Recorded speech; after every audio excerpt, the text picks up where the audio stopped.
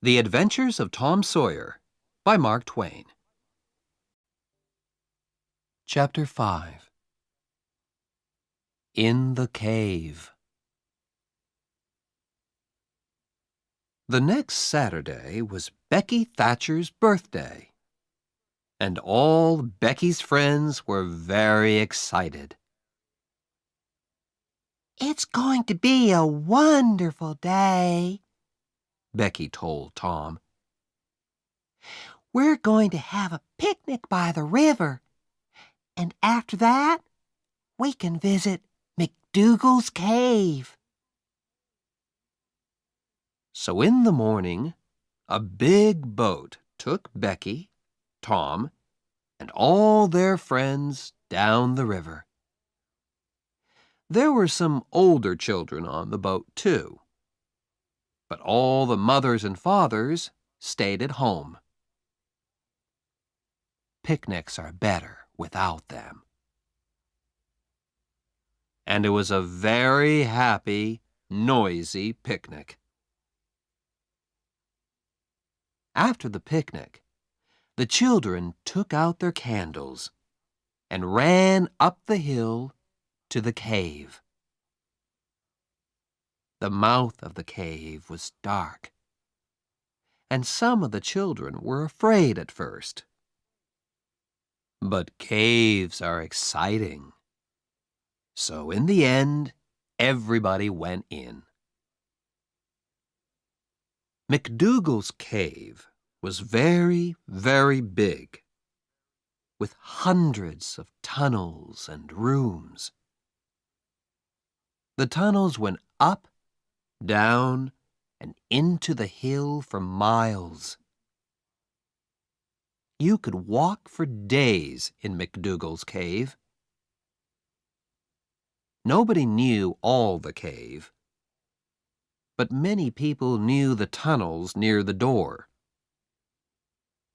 You could play all day in these tunnels. Tom, of course, knew them well. For hours, the children walked and ran through the cave, up and down the tunnels, in and out of the rooms.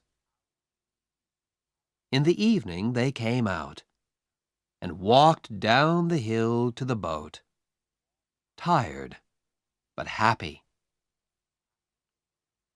When the boat arrived back in St. Petersburg, it was dark. Huck Finn saw the boat, but he did not know about the picnic. He did not go to birthday picnics, of course, because the mothers of St. Petersburg did not like him. But tonight, Huck was only interested in treasure. Injun Joe's treasure. Injun Joe was in an old building by the river, and Huck waited in the street near the building. Perhaps, he thought, Injun Joe's cross isn't there, and the box of money. I must wait and watch. I can tell Tom about it tomorrow. But Injun Joe didn't come out. At midnight, it began to rain, and Huck waited all night in the cold street. In the morning, he could not move, and he could not speak. He felt cold, then hot, then cold, then hot again. Mrs. Douglas, a woman from the church, found him in the street. She took him to her home and put him to bed. And there he stayed for 2 weeks. He was very ill, and so he did not hear about Tom and Becky. But on Sunday morning, all St. Petersburg knew about Tom and Becky, because they were not on the boat when it came back to the village. Where were they? Were they lost in the cave? And were they alive or dead?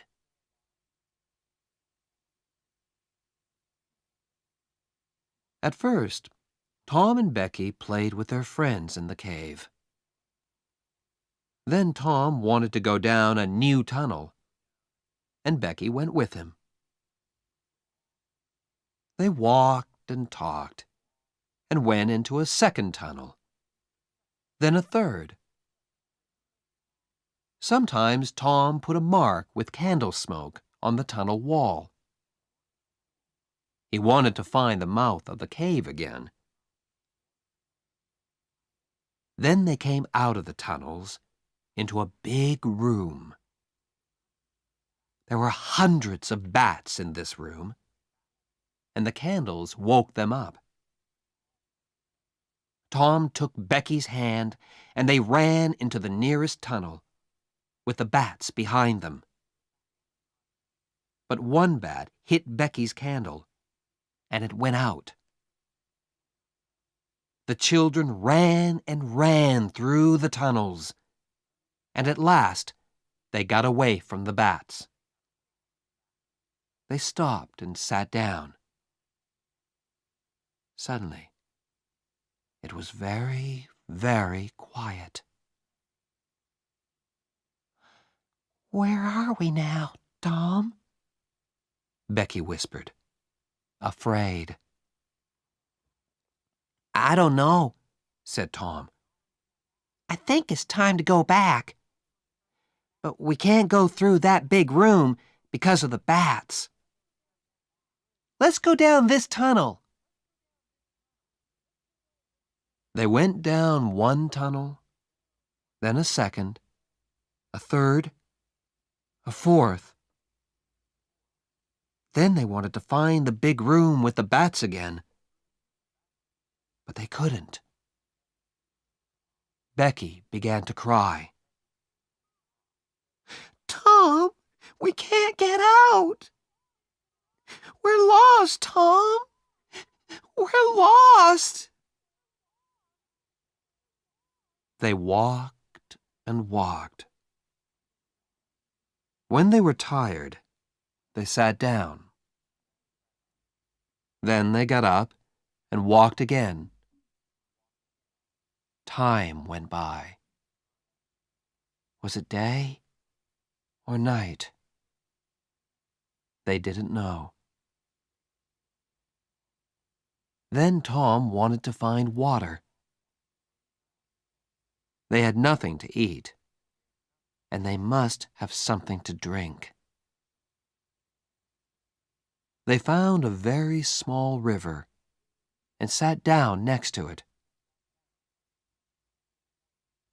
Becky, said Tom, we must stay here, near this river.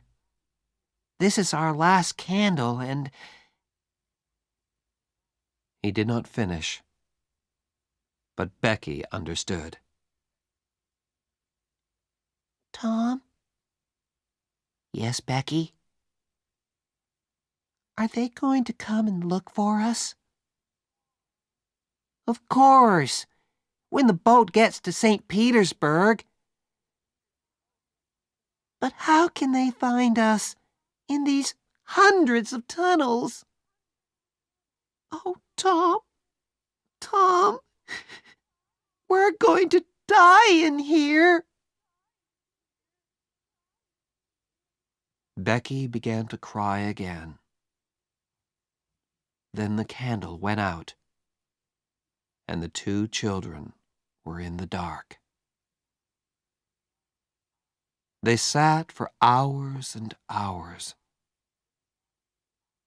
They slept a little, then woke up, then slept again. Was it Sunday now?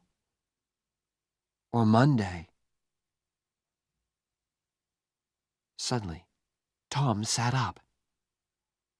Listen, somebody's calling. The two children listened. They heard it again, a little nearer. They called back. Then they began to walk down the tunnel in the dark, with their hands on the wall. They stopped and listened again. But now they couldn't hear anything. Slowly, they went back to their river.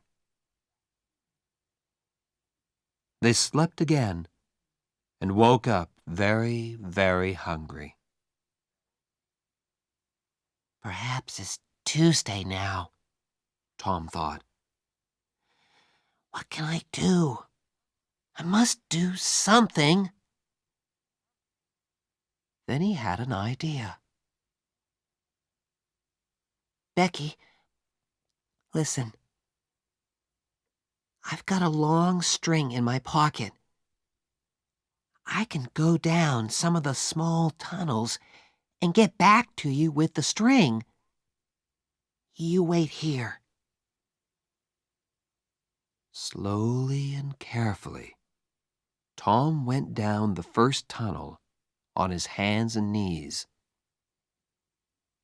Then the tunnel wall on his right finished, and there was nothing. Tom put out his hand to feel the floor. And just then, away to his right, he saw a hand. A hand with a candle. At once, Tom called out. Help! He cried. The hand moved, and Tom saw an arm and a face. It was Injun Joe. Tom was very afraid, but Injun Joe was afraid too, and he quickly ran away down the tunnel.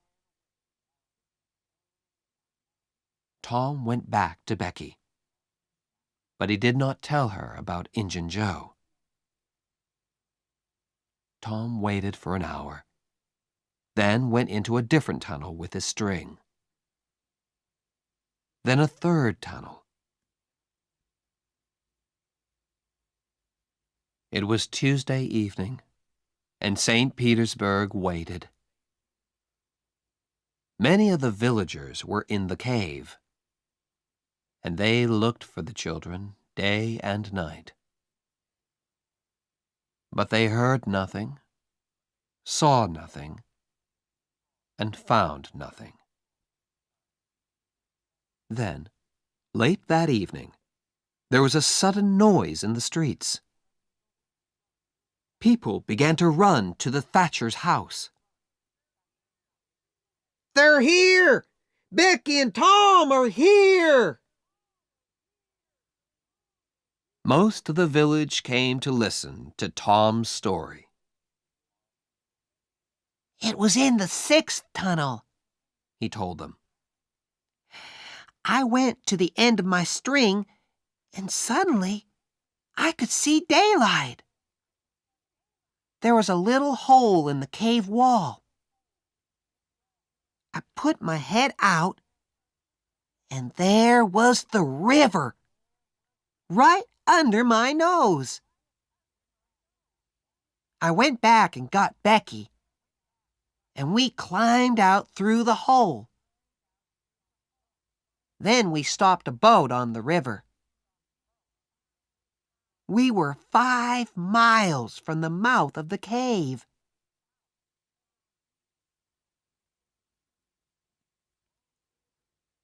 Tom was very tired after his 3 days in the cave, and he went to bed and stayed there for 2 days.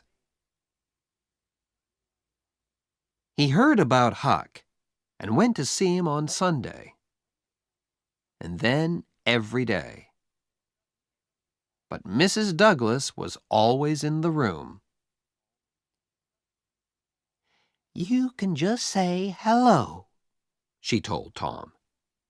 and then you must go. Huck is very ill, and he needs to sleep. So Tom could not talk about anything exciting, and he could not tell Huck about Injun Joe. One day, about 2 weeks after the picnic, Tom was in Becky's house, and her father came in. "Well, Tom," Mr. Thatcher said, "would you like to go back to the cave again one day?" I'm not afraid of that cave, said Tom. Mr. Thatcher laughed. "There are a lot of people like you, Tom. But nobody's going into that cave again. There are big doors across the cave mouth now, and nobody can open them." Tom's face went white. But Mr. Thatcher, Injun Joe's in that cave. An hour later, 50 men were at the cave, and they opened the doors. Injun Joe was on the ground, dead, his face to the door and his knife in his hand.